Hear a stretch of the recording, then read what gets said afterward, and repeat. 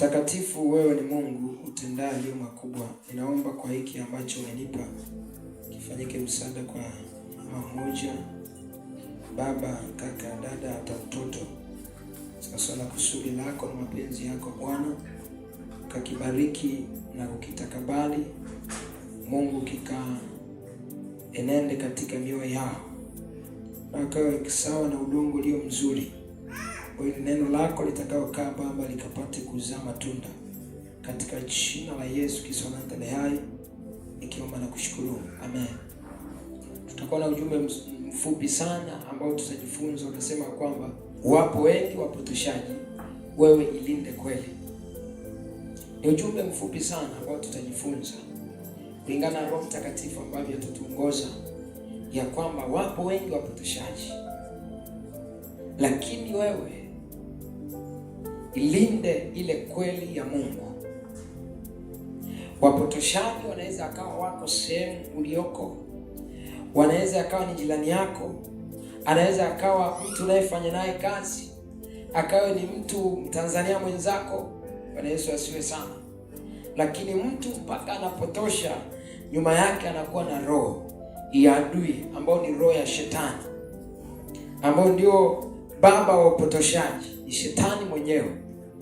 Mwanadamu hawezi kupotosha pasipo kuwezeshwa na mwenye msingi wa upotoshaji. Nitasoma katika kitabu cha Matendo ya Mitume sura 13 kuanzia ule mstari wa 6 mpaka 12. Ndio msingi wa somo letu umetoka hapo. Neno la Mungu linasema, walipokwisha kupita katikati ya kisiwa chote mpaka Pafo, wakaona mtu mmoja mchawi, nabii wa uongo, Myahudi, jina lake Bar-Yesu. Mtu huyu alikuwa pamoja na liwali Sergio Paulo, mtu mwenye akili. Huyu Sergio Paulo alikuwa ni mtu mwenye akili.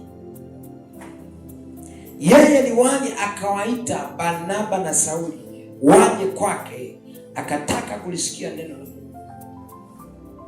Huyu Sergio Paulo akawaita Barnaba ya kwamba, ninaomba mnisogelee, mimi kiu yangu nataka nilisikie neno la Bwana. Yeye anaendelea kusema ya kwamba, lakini Elima yule mchawi, maana ndiyo tafsiri ya jina lake, akashindana nao, akitaka kumtia yule liwali moyo wa kuiacha ile imani.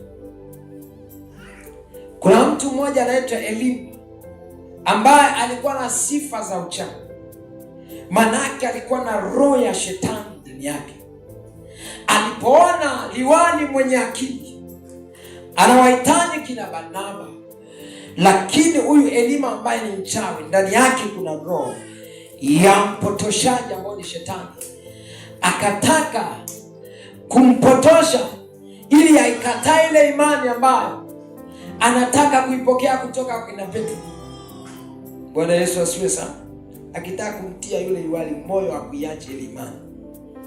Lakini Sauli ambaye ndiye Paulo, akijaa Roho Mtakatifu, akamkazia macho, akasema, ewe mwenye kujaa hila na uovu wote, mwana wa Ibilisi, adui wa haki yote, wachi kuzipotoa njia za Bwana zilizonyoka?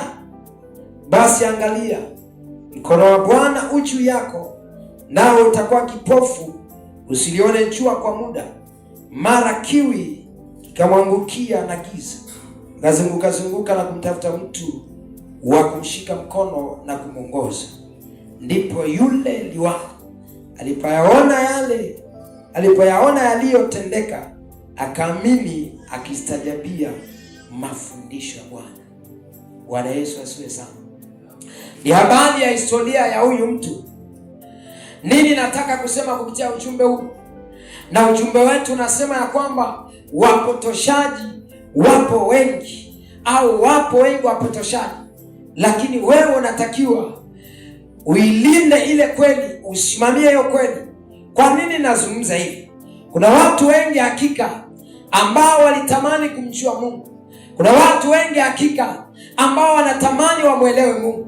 lakini kinachotokea ni kwamba shetani anapambana sana akuasui au kuwapotosha wasiweze kuiamini imani.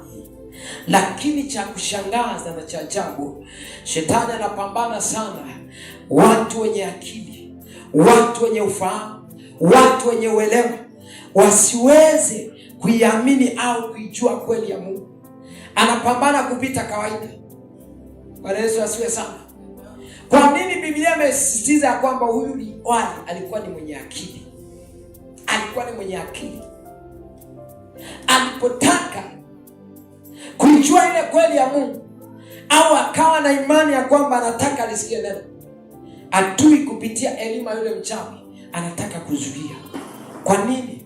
Kwa nini Biblia haijasema kwamba liwali tu, lakini ikasisitiza kwamba ni mwenye akili? Maana yake ni nini?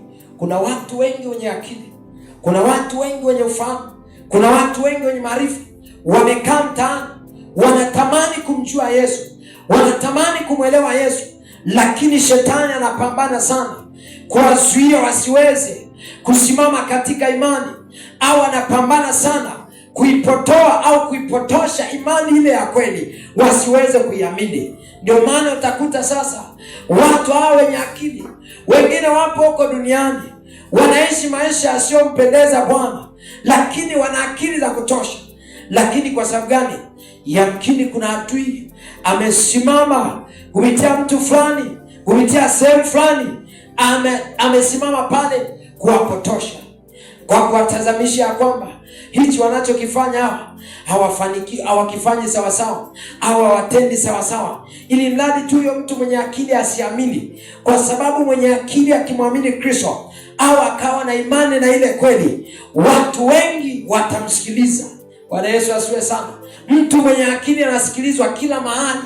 Kwa hiyo kama anasikilizwa, shetani anapambana sana kumzuia huyu mwenye akili asijue ile kweli, asisimame na hiyo kweli, kwa sababu anaamini ya kwamba akijua kweli kuna watu wengi ambao watamsikiliza, na ni wengi ambao atawashawishi. Jiulize, huyu liwali ni sawa na kama wakili, kama kiongozi fulani ana akili, akijua ile kweli ya Mungu, jiulize ni watu wangapi ambao watakubaliana na yeye. Bwana Yesu asiwe sana. Ni watu wangapi ambao wataambatana na yeye. Unaweza ukajiona ya kwamba una vita sana, vita nyingi. Bwana Yesu asiwe sana, kwa sababu una akili ya kimungu. Hiyo akili ya kimungu ndio inayomsumbua shetani, inamhangaisha shetani. Anatamani ya kwamba hiyo akili isifanye kazi, anatamani akurudishe nyuma, anatamani akukatishe tamaa, kwa sababu ukijua kweli sawa sawa na ukasimama katika kweli ya Mungu sawa sawa, kuna watu wengi ambao utawaileta katika kweli, na adui hatapata nafasi ya kuwapotosha waikane ile imani. Bwana Yesu asiwe sana. Kuna mtu mmoja anaelewa kile ambacho tunajifunza. Sasa nini kinahitajika? Biblia inasema kwamba Paulo akiwa amejaa Roho, akatambua ya kwamba kuna roho inayopotosha. Kwa hiyo Elima yule mchawi, Biblia inaniambia kwamba Paulo akiwa amejaa Roho, akatambua ya kwamba huyu ndio anataka amzuie huyu mtu asiamini, na alikuwa ndani yake ameamini kabisa, alisikia neno. Sasa Biblia inaniambia kwamba Paulo akiwa amejaa Roho alimwambia, wewe utaacha lini kuzipotoa au kuzipotosha kweli au kuipotosha kweli ya Mungu? Lini utaacha? Haleluya! Lini utaacha? Akiwa anajivunia uchawi wake, lakini kwa sababu Paulo alikuwa amejaa Roho, Biblia inaniambia kwamba alisema ya kwamba kuanzia leo, kwa sababu wewe ndio unakuwa sababu ya huyu mtu mwenye akili asijue kweli, kuanzia leo hautaona tena. Bwana Yesu asifiwe sana. Biblia inaniambia kwamba yule mtu kuanzia wakati huo likatiwa giza katika macho yake, akaanza kutafuta ni nani ambaye atamshika angalau amuongoze. Tayari ameshakuwa kipofu. Bwana Yesu asifiwe sana. Tayari ameshakuwa kipofu, haoni tena. Biblia inaniambia kwamba baada ya kuona hayo, yule liwali mwenye akili akasema hakika Bwana wa kina Paulo ndiye Bwana wa kweli. Akamwamini na akambatana nao, akayashangaa matendo ya Mungu. Nini sasa nataka kusema kwako, mwana wa Mungu? Ni wengi ambao ni wapotoshaji, lakini wewe unatakiwa usimamie kweli. Lakini ni wale ambao waliojaa Roho Mtakatifu ndio watakao kuwa na ujasiri wa kuambia hata hao wanaopotosha, wa kutamka kitu hata kwa wale ambao wanapotosha ile kweli ya Mungu, na akaweza kushindwa wasiendelee kuipotosha tena ile kweli. Haleluya! Inamhitaji mtu aliyejaa Roho Mtakatifu ambaye atasema kwamba hapana, hiki kitu hakuna, sicho hivyo inavyokuwa, bali inatakiwa kuwa hivi. Bwana Yesu asiwe sana. Inahitajika watu waliojaa Roho watakaosema kwamba imani hii sio ya kweli, imani ya kweli hii, imani ya kweli ni hii, na wanatoa uthibitisho wa matendo makuu ya Mungu, na wanatoa ule uweza. Tulijifunza kwenye maombi habari ya uzilisho wa nguvu za Mungu. Kwa Paulo hapa ilizilika uzilisho wa nguvu za Mungu. Yule mtu akapigwa pofu, ule uweza wa Mungu ulijionyesha kwamba imani ya kweli ndio ya Mungu aliye hai. Na ndivyo inavyotakiwa kwako kwa jina la Yesu. Kubali ujae Roho ili unaposimama uweze kusimama na ile kweli ya Mungu. Hata kama kuna watu watakuja, hata kama shetani ataleta watu wake wataanza kupotosha imani ya kweli, lakini ndani yako utakuwa na ujasiri wa kusema hapana. Ndani yako utakuwa na ujasiri wa kusema hakuna, hii sio kweli. Ngoja nikuonyeshe habari ya uweza wa Mungu, na utaonyesha ishara ile nguvu za Bwana, na watabaki kushangaa, na watu watabaki katika kweli, na waliopotoa hawataendelea tena wala hawatasimama tena. Bwana Yesu asiwe sana. Unamhitaji Mungu, unamhitaji Roho aje ndani yako. Ulimwengu wa sasa hivi ukitazama, kila mmoja ana kila namna ya kuzungumza. Wengine katika imani wameona ndio sehemu ya kulia, wameona ndio sehemu ya kutajirikia, wameona ndio sehemu ya kula vizuri. Lakini ukiangalia mafundisho yao wanapotosha watu. Bwana Yesu asiwe sana. Sasa ni nani ambaye atakayewasaidia hao? Ni wewe ambaye utaamua kusimama na kujawa na Roho Mtakatifu, ambapo ukiamua ukisimama na neno, lile neno linaleta matokeo. Ukisimama na ujumbe, huo ujumbe unaleta matokeo. Ukisimama na ile kweli inaleta matokeo. Ni mimi na wewe. Bwana Yesu asiwe sana. Ni nani huyo mpendwa? Ni mimi na wewe.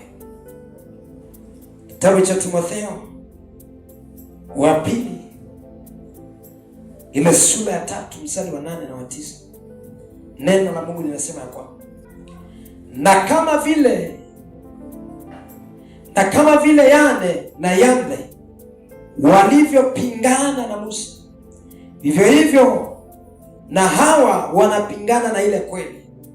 Ni watu walioharibika akili zao, wamekataliwa kwa mambo ya imani, lakini hawataendelea sana, maana upumbavu wao utakuwa dhahiri kwa watu wote, kama vile na upumbavu wa hao ulivyokuwa dhahiri. Bwana Yesu asifiwe sana. Kuna watu ambao walipingana na kweli kupitia Musa. Mtume Paulo anawaambia kwamba na ninyi mmekuwa kama hao watu ambao mnapingana na ile imani. Sasa sikilizeni, hamtashinda, hamtafanikiwa pamoja na upumbavu wenu. Ile kupotosha kwenu kutadhilika, kutakuwa ni dhahiri. Haleluya. Kuna mtu anahitajika ili Mungu amtumie kufunua yale ambayo yanapotosha watu wengine. Kuna watu wengine, haleluya, kuna mtu anahitajika au Mungu anahitaji watu ambao atawatumia kufunua yale ambayo yanapotosha imani za watu asiweze kusimama katika kweli ya Mungu. Kuna mtu Mungu anamhitaji. Hebu kuwa sehemu ya wewe kuhitajika na Mungu kwa ajili ya kuitangaza kweli, ili upotoshaji usipate nafasi katika maisha yetu, usipate nafasi kwa watu ambao Mungu anataka awaokoe. Bwana Yesu asiwe sana. Kwa hiyo kuna mambo ambayo yamejificha, Kuna vitu ambavyo vimejificha, lakini vinawafanya watu watoke katika msingi au wasimwamini Kristo tena, kwa sababu ya vitu hivyo, kwa sababu ya mambo haya. Sasa mimi na wewe tunahitajika leo tusimame na Bwana, tusimame na Mungu aliye hai, ili atutumie kufunua yale yanayopotosha kweli ya Mungu, yale yanayopotosha kweli ya Mungu katika maisha yako, katika jamii, katika familia uliopo. Unatakiwa kutamani Mungu akutumie na uwe sehemu ya hicho kitu. Haleluya. Kuna mtu anaelewa? Tumalizie na kitabu cha Hosea 14:9. Alafu tunaenda kuomba. Hosea sura 14 mstari wa 9. Ni nani aliye na hekima naye atayafahamu mambo haya? Ni nani aliye na busara na atayajua? Kwa maana njia za Bwana zimenyoka, nao wenye haki watakwenda katika njia hizo, bali waasio wataanguka ndani yake. Bwana Yesu asifiwe sana. Tunatakiwa kutembea katika haki. Mimi na wewe au sisi ndio tutasimama au tutailinda ile kweli. Hiyo kweli tutailinda pale ambapo tutatembea katika haki. Nabii anasema ni nani ambaye atasimama katika njia ya kweli? Ni nani ambaye atakuwa na busara? Ni nani ambaye atakuwa na hekima? Na hii hekima inayozungumzwa sio hekima ya kawaida, ni hekima ya kimungu. Sio busara ya kawaida, ni busara ya kimungu, ambaye anasema kwamba atatembea katika haki, kwa sababu njia za Bwana zimenyoka. Wale ambao wanatakiwa wasimamie kweli au walinde kweli ni watu ambao wanasimama katika haki, ni watu ambao wanatembea katika haki, watu wasiojichanganya, watu wasiojivuruga, wakisema hili ndio hili, hawapindishi wala kurudi nyuma, kwa sababu wana uhakika na kweli walioibeba. Mwana wa Mungu, sikiliza nikwambie, Yesu ulio naye ndio kweli yenyewe. Yesu uliye naye ndio kweli na yenyewe. Unatakiwa kuwa na uhakika naye huyu Yesu. Maana yake utembee naye, maana yake usimame naye. Mahali ambapo utaona kweli ya Kristo ambaye uko naye inapotoshwa, maana yake ujasiri utakuwa nao wa kusimama imara na kusema hapana, si Yesu ambaye ninayemjua, si Yesu ambaye ninayemwelewa ya kwamba ndio anafanya hivi au inafanyika hivi. Hapana, ninayemjua ni Yesu ambaye alikufa msalabani kwa ajili ya wenye dhambi, kwa ajili ya watu walioteseka, ili wawe huru, wawe na uzima, wawe na afya njema. Hicho ninachoelewa. Lakini baada ya pale, ujasiri utaupata ukiwa unatembea katika haki, na Roho Mtakatifu ndio atachukua nafasi katika maisha yako. Haleluya. Bwana Yesu asifiwe sana. Roho Mtakatifu hawezi kukaa mahali ambapo hakuna haki. Ndio maana unaweza ukaona hata taifa letu tunahangaika, tunaenda, tunahitaji amani haiwezi kuonekana pasipo haki. Haki itendeke, Mungu aingilie kati, akiingilia kati amani itaonekana. Bwana Yesu asifiwe sana. Ndivyo inavyotakiwa. Kanisa la Mungu leo hii hatuwezi kuwa na amani ikiwa kweli ya Mungu inapotoka au kweli ya Mungu inapotoshwa. Ikiwa kuna watu wanapotosha kweli ya Mungu. Sasa ni nani ambaye atakisema? Ni mimi na wewe. Tunatakiwa tusimame katika kweli ya Mungu, ili kweli ya Mungu ijulikane, watu watambue ya kwamba kuna Mungu aliye hai. Kama huyu liwali mwenye akili aliweza kuamini kupitia matendo makuu ya Mungu. Bwana Yesu asifiwe sana. Simama kwa ndugu yako. Ni nani ambaye atakayelinda kweli? Ni yeye yule aliyejawa na Roho. Kuna watu inafika mahali kweli ya Mungu mnaogopa kuisema. Kuna watu imefika mahali kweli ya Mungu hamtaki kuzungumza. Hamtaki kuona ya kwamba kuna namna natakiwa nifanye. Mnaogopa kwa sababu gani? Ndani yenu nafasi ya Roho Mtakatifu haipo. Bwana Yesu asifiwe sana. Mimi sijui ni nani, kama upo maana yake ni nini? Unahitaji Roho Mtakatifu, unamhitaji Mungu. Hebu angalia watu wanaopotoka leo. Angalia watu wanaotoka kwenye msingi leo. Angalia watu ambao wanamwacha Mungu leo. Ni kwa sababu ya mafundisho. Bwana Yesu asifiwe sana. Ya kupotosha. Shetani ameleta na yeye watumishi wake wanaojifanya na wao ni watumishi wa Mungu. Amewaweka hapo. Kwa hiyo inachofanyika nini? Watu wenye akili na ufahamu inawafanya wasiamini kweli ni ipi. Kwa sababu akisikia huko anaambiwa fanya hivi, akisikia huko anafanyia tena anaambiwa hivi. akisikia kuna na yeye na yani nafika mahali anachanganyikiwa, anaamua sasa bora nikae tu. Bwana Yesu asifiwe sana. Kama huyu liwali ambao ni Sergio Paulo anajiuliza, nimsikilize Paulo huyu au nimsikilize huyu mchawi? Kipi ambacho kitamfanya mtu akusikie wewe uliyebeba kweli ya Mungu? Ni nguvu ya Roho Mtakatifu. Bwana Yesu asifiwe sana. Uwe na uhakika Paulo asingekuwa amejaa Roho, angeshindwa kumhubiria imani ya kweli yule liwali. Wangapi wamesikiliza waganga wa kienyeji? Anasema siwezi kumsikiliza mlokole, siwezi kumsikiliza huyu, bwana niende kwa mganga wangu, bwana niende kwa Sambogo saa 8. Lakini kwa sababu gani? Kuna namna hajaona. Simama kwa miguu yako.